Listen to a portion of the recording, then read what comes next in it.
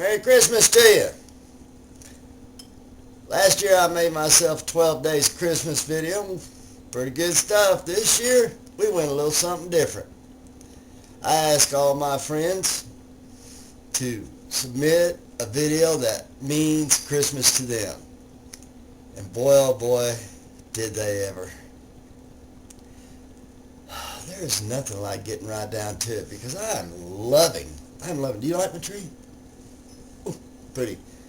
It's partially cat decorated because the cats wrestle in the tree. Nothing like a cat in a Christmas tree though. As we were going to go watch Bad Bear Watch. She got one of these unique gifts. It sings. It's different. Check it out.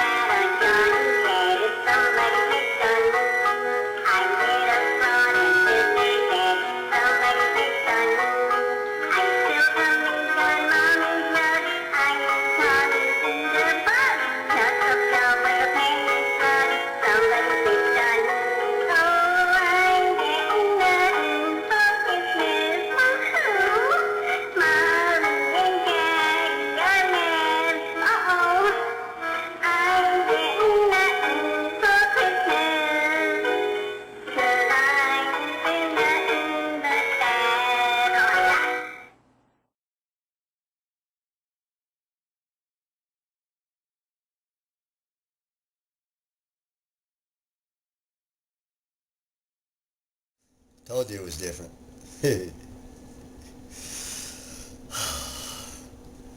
Sandy, aka My Reality Bites, sent me in a Christmas poem and a walk in the woods. Beautiful. Beautiful. You did a great job.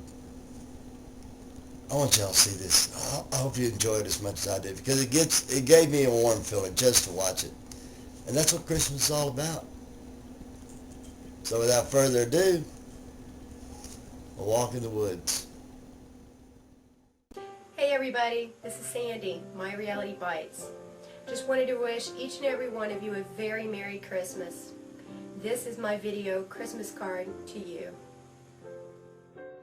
Christmas, 1866, by Henry Van Dyke, The Saturday Evening Post. Now is the season of the holly and the mistletoe. The days are come in which we hang our rooms with the sober green of December and feel it summer in our hearts. It was a good thing to observe Christmas Day, the mere marking of times and seasons when men agree to stop work and make merry together. It is a wise and wholesome custom. It helps one to feel the supremacy of the common life over the individual life. It reminds a man to set his own little watch now and then by the great clock of humanity which runs on sun time.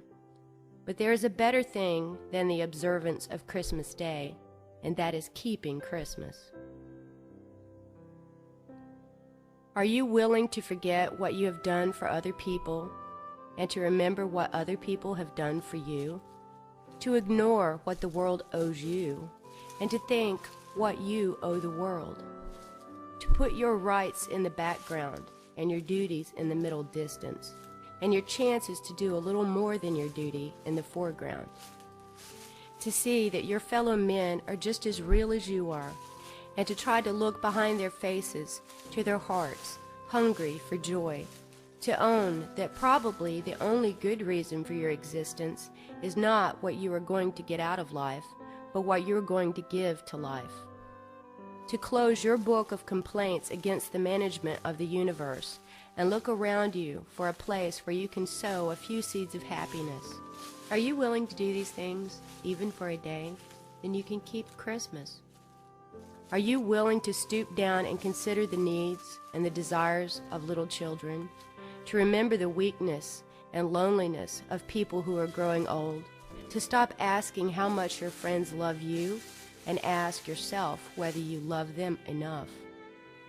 To bear in mind the things that other people have to bear in their hearts, to try to understand what those who live in the same house with you really want, without waiting for them to tell you, to trim your lamp so that it will give more light and less smoke, and to carry it in front of you so that your shadow will fall behind you, to make a grave for your ugly thoughts and a garden for your kindly feelings, with the gate open. Are you willing to do these things even for a day? Then you can keep Christmas. Are you willing to believe that love is the strongest thing in the world, stronger than hate, stronger than evil, stronger than death, and that the blessed life which began in Bethlehem 1900 years ago is the image and brightness of the eternal love? Then you can keep Christmas.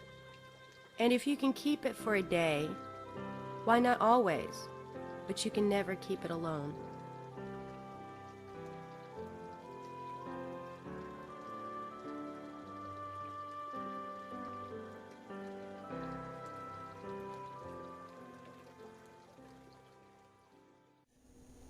Oh, that was cool. Wasn't that nice? Wasn't that just pretty? And she lives around there. Lucky woman. Lucky woman. Beautiful poem, Sandy. Touched me. Thank you so very much. Our next little bit is going to come from Chris, a.k.a. Bugs and Rug. It's a Christmas story about family, about heartfelt warmth, about that time of year when you see each other for just that moment. I don't know how to describe it. It was cool. Oh, you want to see? Okay. Take it away, Chris. To me, Christmas means family. Family gathered round, and laughter, and hugs, and just being together.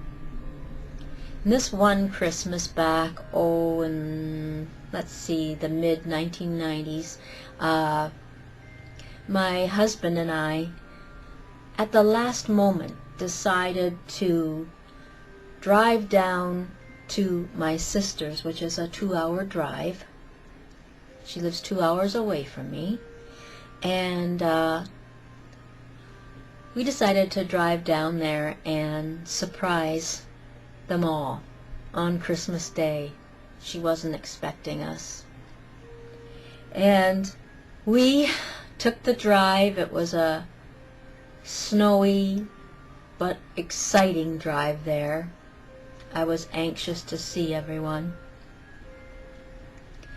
And when we arrived at my sister's home, her husband answered the door, and I automatically said, "Shh." And I hugged him, and he was oh so surprised. And I said, "Where is she? Where's Nancy Lee?" He said, "She's in the living room." And I said, "Okay, shh." So I tiptoed in through the kitchen, in through the dining room, and I stopped, and I could hear her singing to her granddaughters. And she was singing an old favorite of our mother's, "I Saw Mommy Kissing Santa Claus." So I started to walk in a little closer, and I could see that she was looking at her granddaughters, and she was singing, "I saw Mommy kissing Santa Claus." And right at that moment, I completed her sentence and sang, "Underneath the mistletoe last night." And my sister had stopped in mid-song and was about to sing that very line that I had just sung, and the look on her face was like this.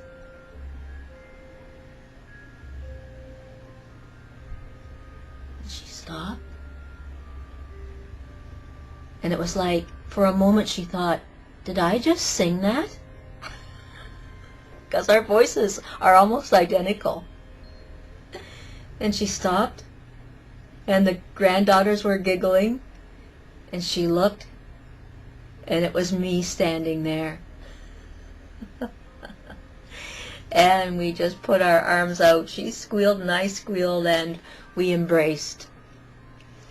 And it was just a wonderful Christmas.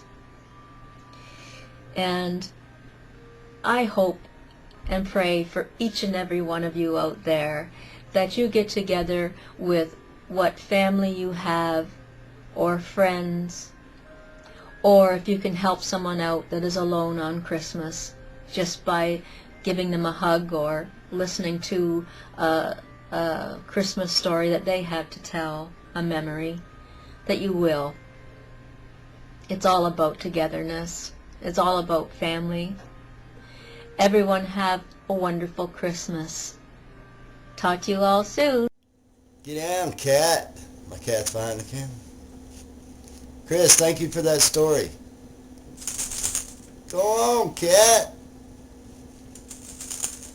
Y'all met my cat, right? Okay. Sorry. This next story is from the Lothy Daddy. He has some memories of his childhood in Memphis that he wanted to share with me, telling me what he thought Christmas was all about. And by golly, I think he hit the nail on the head. This is an awesome story. It's an awesome watch. Just watch. Go.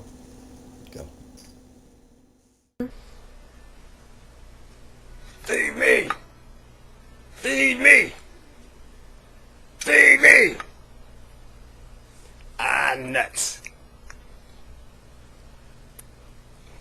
Hey! Christmas is coming, folks. Good to see y'all here. Good to be in the midst of such fine company on this fine day as we celebrate the greatest holiday of them all. Most wonderful holiday. I've been bringing things down from the attic. Thus you find my friend the Nutcracker, and this here is a cheap snow globe. Cheap. Here it is. But it does the job. Can I get that centered? Where it snow settles quickly, doesn't it? Oh, don't you love the holidays? Don't you love Christmas? Don't bah humbug me. I know you do. I don't want to hear a commercial, okay? I know it's commercial. So what? I love it anyway. You know, I remember, okay, I'm going to go on memory lane for a little bit here. I remember how much I loved Christmas as a child. As a kid, I was living in Memphis. I was living in the big city of Memphis. I used to go on extended walks when I was like 6 years old. You know, you could say, well, my parents didn't supervise me that well, but everything went all right. I used to walk all over the city, just go exploring. And at Christmas time, especially, I was fascinated by going. I would walk through downtown Memphis, and I remember I came to this big department store. It might have been Sears, I'm not sure, but I found the Christmas department, and I went in there, and I was looking at all the Christmas decorations, and I saw this big shiny aluminum Christmas tree, and I know they make fun of those in Charlie Brown's Christmas, which I remember the first time that came on. I remember being spellbound by that, and wow, wonderful Christmas special. That and Rudolph the Red-Nosed Reindeer, you know, with the Burl Eyes singing and everything. I saw that the first time it ever came on, which gives you an idea how old I am. You know, back in when I was a little kid, I used to get Roy Rogers pistols for Christmas. Christmas is whatever it means to you, whatever it meant to me back then, it still means to me now.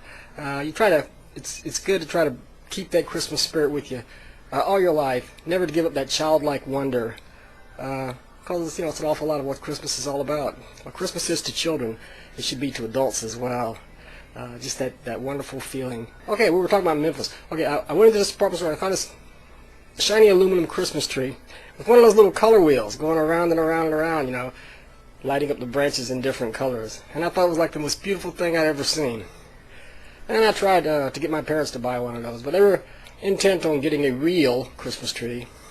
To this day, I've never had one of those aluminum Christmas trees. Still like to have one. My wife agrees with my parents. She wants the real ones.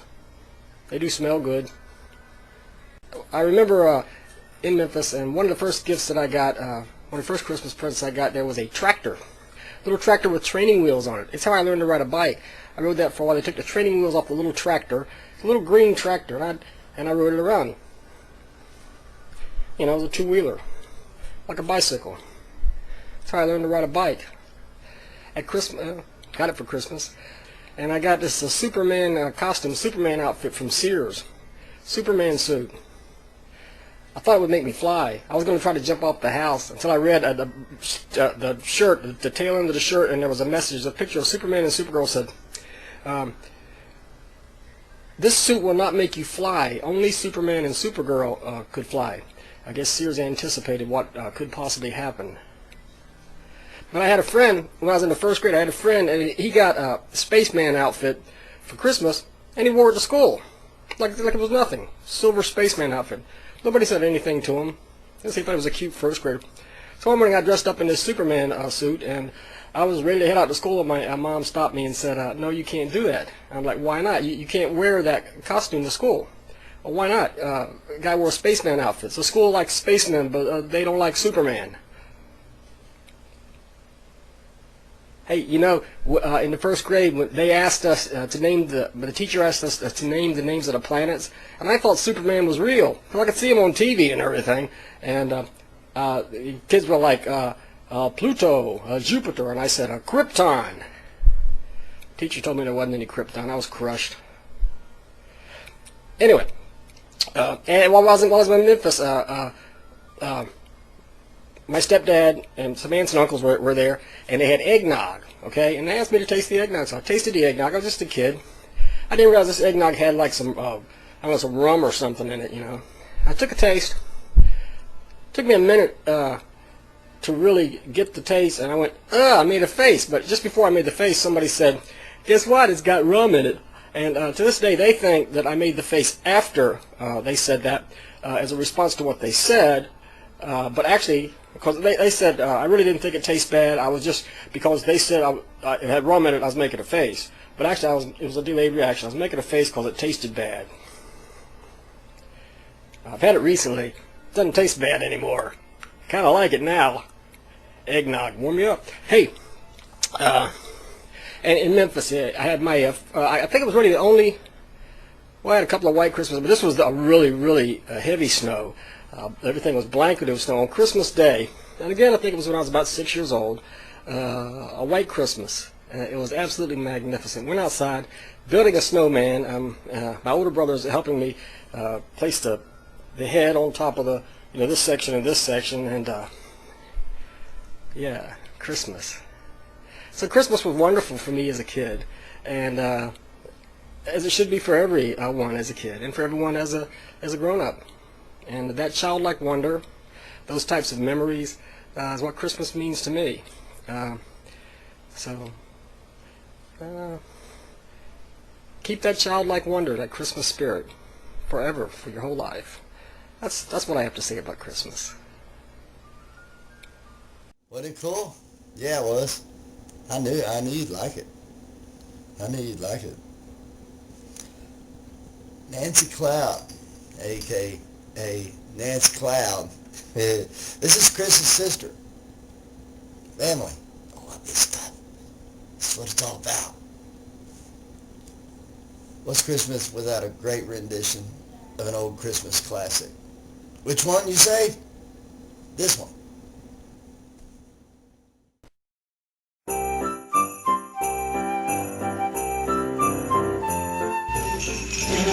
Something strange, for the seasons come, laughing all the way, church all got their wings, making spirits bright, what's our ears to riding in the sleigh of tonight.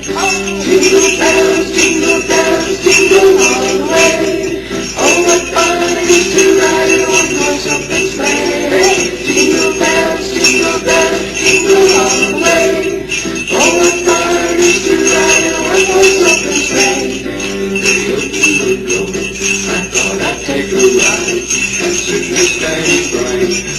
here by my side. Christmas midnight, that's what you feel it's like. We got into a twisted thing and we got to start. Jingle bells, jingle all the way. Oh, what fun it is to ride in a one-horse open sleigh. Jingle bells, jingle all the way. Oh, what fun it is to ride in a one-horse open sleigh.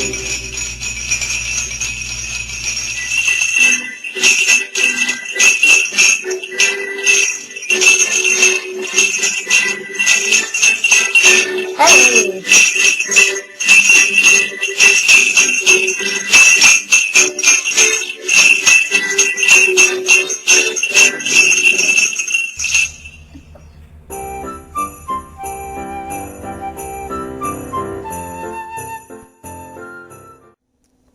Our next little Christmas bit, I love Christmas food. Made from scratch food. Honeybee. 10264. She's making this Christmas bread with this stuff. She's going to tell you exactly how to do it. I mean, I was like, when I saw it. Just watch. Get your pencils out. This is some cool looking stuff. Watch. Yeah. Watch.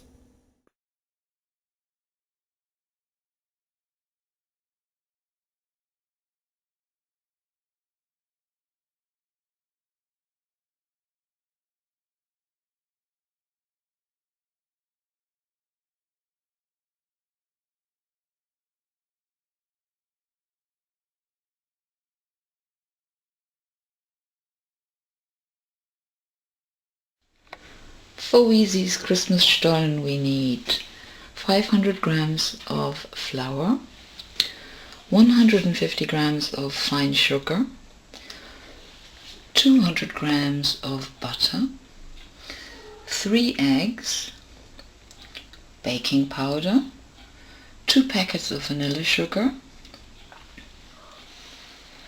100 grams of chopped almonds, and a handful of raisins. If you want, you don't really need them, but I like them very much, so I put them in. And I don't usually do it, but today for Weezy I put it in. I hope you like marzipan. This is what the raw marzipan looks like when you when you took it out of the packet, and you mix it with a little bit of caster sugar or icing sugar, I think you call it, to give it a smooth consistency. Divide the marzipan into 4 equal pieces and roll them to a little sausage. Like that. Measure all the ingredients and put them into a big. Now you have the flour, the sugar, the butter in the bowl, and just as if you're making shortbread. Put the 3 eggs in the middle, just as if it looks as if they are in a little pond. Now you must add the quark. It's like cottage cheese, a German cottage cheese. If you can't get it in America or in England, I know that Tesco has quark in England and in Ireland. You can use crème fraîche or Philadelphia cheese that you make soft with a little bit of water.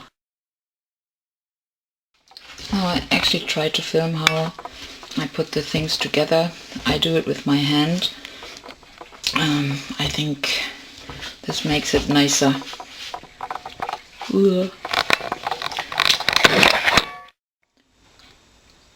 When it looks like this, you can add the raisins and the almond. Give it a good workout on the worktop for about 2 or 3 minutes until your dough is really nice and soft. Don't forget to sprinkle some flour on the work place. Now the Stollen dough is almost ready, and now I cut it into 4 almost equal pieces. Like that. Make it flat with your fingers. And put the marzipan roll in the middle. Make a little edge with your hand to give it the typical Stollen look. Your oven is preheated, 175 degrees Celsius. I don't take the one with the whirlwind. I take the usual baking heat because the whirlwind makes it too dry, and we don't want that. Now put the Stollen in the oven for about 25 to 30 minutes. I don't like it if they are too brown, so 25 minutes is okay. 25 minutes. I melt some butter in a cup. They are ready, I can take them out of the oven. The smell in the kitchen is just wonderful. I add the melted butter on the Stollen. It's difficult to film. The butter gives it that luscious, tasty shine.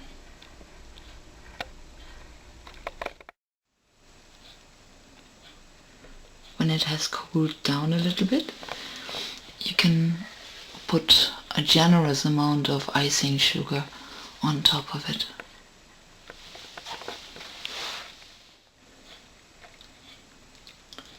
You put the Stollen on a nice plate, cut it into slices and eat it with your afternoon tea or for breakfast or whenever you want.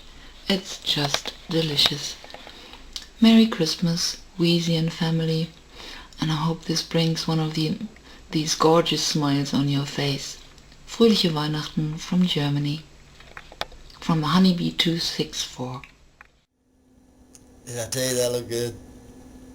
Was that not awesome? I love Christmas. I'm so happy that each and every one of these folks took time out of their day to make my holiday wish come true. I hope it touched your heart. I hope it warmed you inside. And I hope you share the tradition of Christmas with your family, your friends, and even with strangers this year. Be sure and donate to your local Salvation, Women's Shelter, whoever you can get in touch with, whoever you can touch with your heart. Make this season bright. God bless you all, and Merry Christmas to you.